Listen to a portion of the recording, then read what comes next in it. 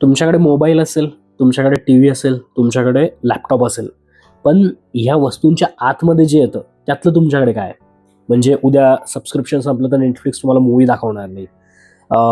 Subscription जर का संपलं तर तुम्हाला स्पॉटिफायवरती तुमचे गाणे ऐकता येणार नाही. तुम्ही जेवढी स्टोअर केलेली प्लेलिस्ट आहे ती ऐकता येणार नाही तुम्हाला. समजा तुमच्याकडे एक्सबॉक्स असेल तर तुमच्याकडे गेम असतील पण ते तुम्हाला खेळता येणार नाही. ChatGPT प्रीमियम असेल तर तुमची काहीतरी लवकर लिमिट संपेल. YouTube प्रीमियम तुमचं गेलं तर तुम्हाला ॲड यायला सुरू होतील. म्हणजे एक गोष्ट लक्षात घ्या की आपण पैसे भरतोय ह्या सगळ्यांसाठी. आपण पैसे भरतोय, पण आपण ही वस्तू विकत घेत नाहीये. आपण काय करतोय की ह्या वस्तू वापरण्याचा एक अधिकार घेतोय. आणि माहिती आहे का गंमत म्हणजे हे फक्त म्हणजे मूव्हीज किंवा म्युझिक यांच्याबद्दलच राहिलेलं नाही आता. तर तुमचं गेमिंगचं सबस्क्रिप्शन असेल, तुमचं एआयचं सबस्क्रिप्शन असू शकतं, क्लाउड सर्व्हिसेस तुम्हाला वापरायचे असतील तर तिथे तुम्हाला सबस्क्रिप्शन लागतं. लर्निंग ॲप्स असू द्या किंवा डेटिंग ॲप्सला पण आजकाल सबस्क्रिप्शन यायला लागले. म्हणजे कहर तर एवढा आहे की माझ्या पाहण्यामध्ये मध्यंतरी एक रील आली एका पाणीपुरीवाल्याची की ₹1200 द्या आणि महिन्याभराची पाणीपुरी खा. म्हणजे सबस्क्रिप्शन मॉडेल आता तिथपर्यंत गेलेलं आहे. म्हणजे मस्करी सोडा. तुम्ही एक गोष्ट आपण लक्ष घेऊ की प्रत्येकच बिझनेस असू द्या तो सबस्क्रिप्शन मॉडेलकडे जाण्याचा का प्रयत्न करतोय. म्हणजे 1 मिनिटासाठी काय करा की तुम्ही तुमचा मोबाईल उघडा, फोनपे, गुगल पे उघडा, त्यातनं ऑटोपे जे आपण इनेबल केलेलं असतं की कंपन्यांना आपण पैसे काटण्याचे अधिकार देतो, त्यात तुम्ही बघा तुमच्याकडे नेटफ्लिक्स असू शकेल, तुमच्याकडे ॲमेझॉनचं प्रीमियम असू शकतं, यूट्यूब प्रीमियमचं असू शकतं. बरेचसे ॲप्स आहे की जे तुम्ही म्हणजे काही स्टडी ॲप्स असू शकतात की ज्यांचं तुम्ही मंथली सबस्क्रिप्शन पे करताय. पण आपण कधी हा विचार केला आहे का की यातले नेमके खरंच माझ्या उपयोगाचे किती ॲप्लिकेशन्स आहेत? म्हणजे पहा मी आधीच सांगतो, हा जो व्हिडिओ हा पैसे वाचवण्याबद्दल नाही आहे किंवा हा व्हिडिओ एखाद्या नेटफ्लिक्सबद्दल नाही आहे किंवा म्हणजे सबस्क्रिप्शन चुकीचं आहे हे पण आपण या व्हिडिओमध्ये सांगणार नाही आहे. या व्हिडिओचा फोकस आपण फक्त एवढंच बघणार आहोत की आपली जी काही वर्षात ह्या मागच्या 10-15 वर्षात जी क्रांती झालेली आहे, या वर्षांमध्ये आपण ओनरशिप ते आपण एक ॲक्सेसर फक्त आपण गोष्टी आता ॲक्सेस करू शकतो. हा प्रवास आपला कसा झाला, ही सगळी मेंटॅलिटी कशी चेंज होत गेली, हे सर्व आपण या व्हिडिओमध्ये बघणार आहोत.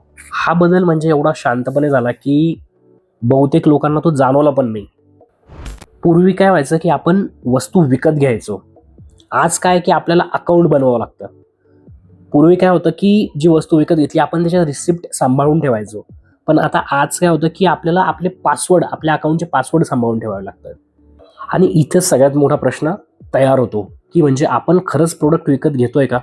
कारण एक विचार जर का आपण केला तर हे पहा, डिजिटल जगामध्ये आणि आपलं जे ॲक्च्युअल जग आहे याच्यामध्ये बराच फरक आहे. समजा मी ॲक्च्युअल जे आपलं रिअल लाईफमध्ये मी जर का एखादं पुस्तक घेतलं खरं एखाद्या बुक शॉपमधनं, तर ते पुस्तक फिजिकली माझ्याकडे आहे. आता मी ते वाचो न वाचो कित्येक वर्षे त्याच्यावरती कोणी येऊन मधात ते डिलीट नाही करू शकत, कारण ते फिजिकली ते पुस्तक माझ्याकडे आहे. पण जेव्हा आपण हे डिजिटली जेव्हा या गोष्टी ॲक्सेस करतो तेव्हा ती गोष्ट माझी आहे असं कधीच होत नाही. आपण फक्त ती वस्तू वापरण्याचा अधिकार घेतलेला असतो. म्हणजे मी जे बोलतोय हा फरक छोटा वाटतोय शब्दांमध्ये, तुम्हाला असं वाटत असेल हे तर केवळ एक शब्द बदलत आहे, पण ह्या गोष्टीमुळे हजारो बिझनेसचे मॉडेल्स अक्षरशः बदलून गेलेले आहेत. नेहमीसारखं तुम्हाला फक्त द्यायचे 10 मिनिटं. या 10 मिनिटांमध्ये या व्हिडिओमध्ये मी तुम्हाला सबस्क्रिप्शनबद्दल असणारी सगळी आपली ह्युमन सायकोलॉजी, की कंपन्यांनी हे मॉडेल का स्वीकारलं, जे इन्व्हेस्टर आहेत कंपन्यांचे ते सबस्क्रिप्शन मॉडेलवरती एवढे फिदा का असतात, आणि ठीक आहे त्यांनी तर सबस्क्रिप्शन चालू केलं पण मग आपण लोक पण तर त्यांना एवढा प्रतिसाद देत आहेत, तर लोक त्याच्याकडे का वळत आहेत, लोक सबस्क्रिप्शन मॉडेलला एवढं चांगलं ऑप्ट का करताय, या सगळ्या गोष्टी आपण या व्हिडिओमध्ये बघणार आहोत. वळूया पहिल्या भागाकडे. तर व्हिडिओच्या पहिल्या भागामध्ये आपण बघू की ओनरशिप पासून सबस्क्रिप्शनपर्यंत आपण हा प्रवास कसा केला. तर हे बघा, थोडं आपण टाइम ट्रॅव्हल करू. मी तुम्हाला नेतो थोडंसं एक 15 ते 20 वर्ष आधीपर्यंत. 2010च्या आधीचा जर का आपण काळ बघितला, समजा आपल्याला मूव्ही बघायची असली तर आपण त्यावेळेस DVD घ्यायचो. तुम्हाला आठवत असेल एका DVD मध्ये 5 ते 6 पिक्चर यायचे. तेव्हा गाणे ऐकायचे तर आपण CD किंवा त्या चौकोनी कॅसेट असायचे त्या कॅसेट घ्यायचो. म्हणजे आणि ह्या गोष्टी ना आपण तेव्हा ओन करायचो. ह्या गोष्टी वापरण्याची ना आपल्याकडे परमिशन होती तेव्हा.